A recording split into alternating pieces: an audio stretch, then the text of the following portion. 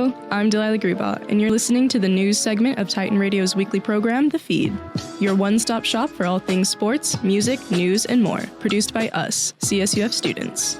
In national news, the economy is scrambling with inflation and the egg prices are no yoke.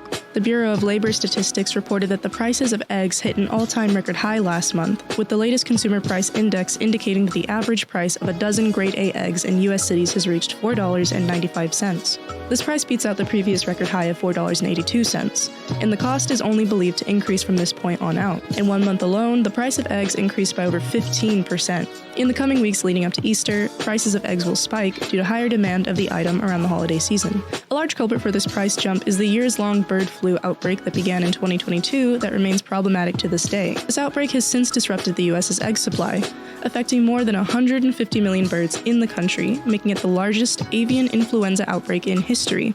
As per USDA policy, in the event of an outbreak, egg producers and farmers must selectively slaughter their flocks, which further limits the amount of eggs that can be supplied in grocery markets. Due to the scarcity, some grocers have had to impose limits on how many eggs customers can purchase. An example of this is Trader Joe's capping prices of eggs to 1 carton per customer per day. The shortage has led to desperation, some consequences including restaurants placing surcharges on menu items containing eggs, as well as extremes like theft. Earlier this month, 100,000 eggs were reported stolen from the back of a trailer in Pennsylvania, which is currently $40,000 worth of eggs. As the egg prices continue to soar, experts warn of the bird flu outbreak remaining a persistent threat and estimate that prices will increase by another 20% in 2025. Maybe it's time to switch to a plant-based egg alternative. In campus news, after 3 years of development, the ASI Wellness Initiative has been approved. The announcement came last Tuesday as Cal State Fullerton President Ronald Rochon, alongside student leaders from Associated Students and other campus administrators, formally announced the approval in the afternoon during a press conference. The plan has been in development since November 2022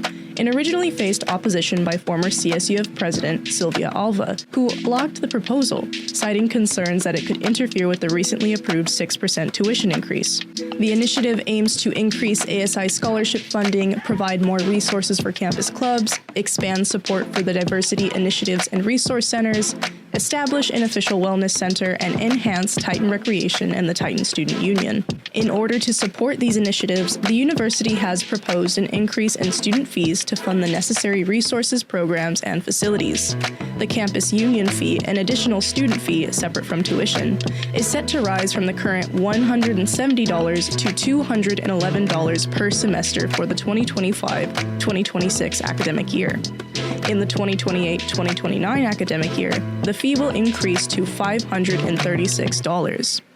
This cost will coincide with the annual 6% increase in tuition each school year until 2029. The plan would see relocation of campus assistance programs like the ASI Food Pantry and CSUF Basic Needs Services to create a centralized basic needs hub. In addition to this, the plan would also see a, quote, wellness center, of which would offer massage therapy and acupuncture. As it stands, students can expect to see increased fees starting next fall, and the university will pay over $300 million for related renovations and construction. That's all for today's newscast. On behalf of Titan Radio, we thank you for tuning in and encourage you to connect with us online or follow us on social media at Titan Radio to stay in the know. See you next time on The Feed. Hello, I'm Delila Grubaugh, and you're listening to the news segment of Titan Radio's weekly program, The Feed. You ever send a text before looking who it's addressed to? Like the time you accidentally sent someone a screenshot of a conversation you two were having as you were complaining about them? Well, imagine doing that, but with war plans. On Monday, March 24th, The Atlantic's editor-in-chief, Jeffrey Goldberg, came forward about how he unexpectedly found himself added to a group chat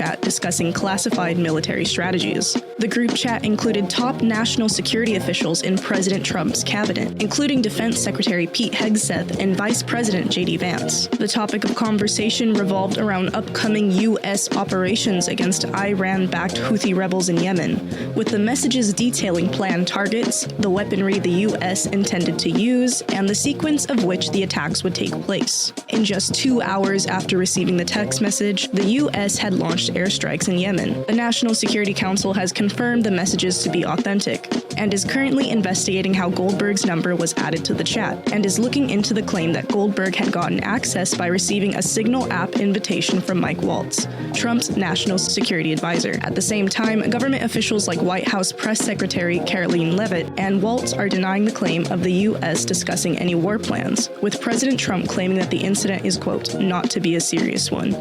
In national news, President Donald Trump is reportedly considering an order of drone strikes in Mexico to target drug cartels, as according to several U.S. military, law enforcement, and intelligence officials. The proposal comes from Trump's campaign commitment to addressing the ongoing drug crisis in the United States, which he attributes to cartel activities south of the border. Since Trump's coming into presidency, U.S. military and CIA have significantly increased the amount of surveillance flights over Mexico to gather information for what could be a major operation against the cartels. These flights, conducted with Mexico's approval, have been publicly acknowledged by Mexican President Claudia Sheinbaum. Despite this, however, Sheinbaum has warned against the unilateral U.S. military action after Trump labeled the cartels as terrorist organizations. U.S. and Mexico operating on military action wouldn't be their first joint effort against the cartels.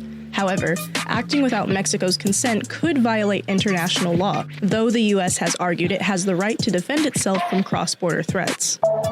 In local news, Fullerton City Council has made a move to regulate non-governmental publications.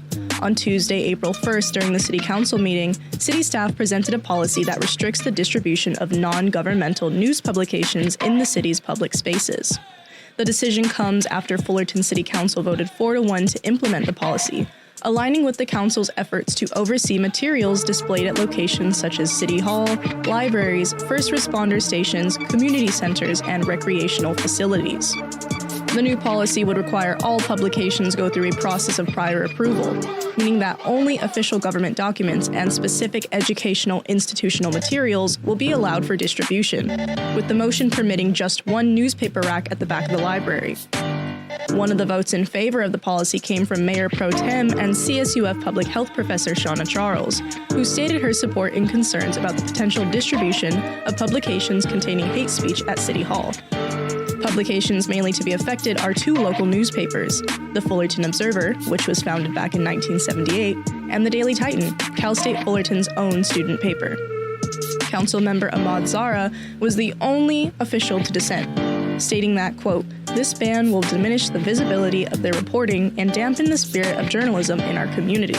It sends the wrong message to our younger generation about the value of civic engagement and free expression," end quote.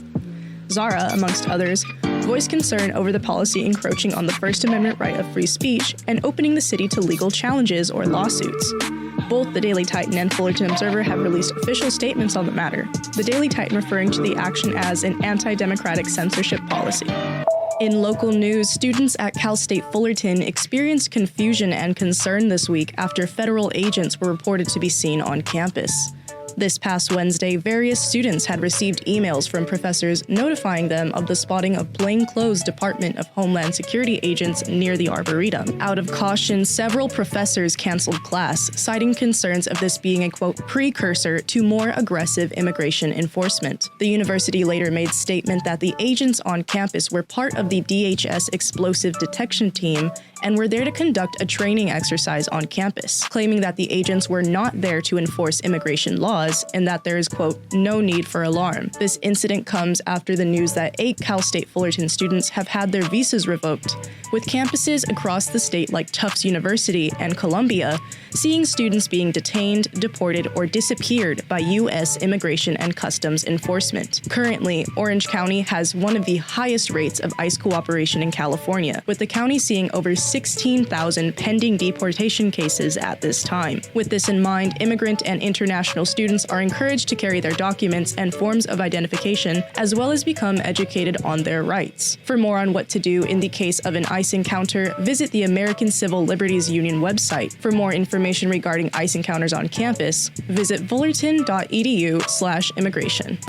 Hello, I'm Delila Grubaugh, and you're listening to the news segment of Titan Radio's weekly program, The Feed. For those impacted by the January California wildfires, Cal State Fullerton is offering additional financial aid reviews to help accommodate students whose families have lost income or housing. The announcement of this move came in the form of an email that was sent out to students in the afternoon on March 12th. According to financial aid, students who were affected by the wildfires of this year will be able to file for a professional judgment review, a process of which enables the Financial Aid Office to reevaluate a student's financial need and adjust aid packages according to their current circumstances.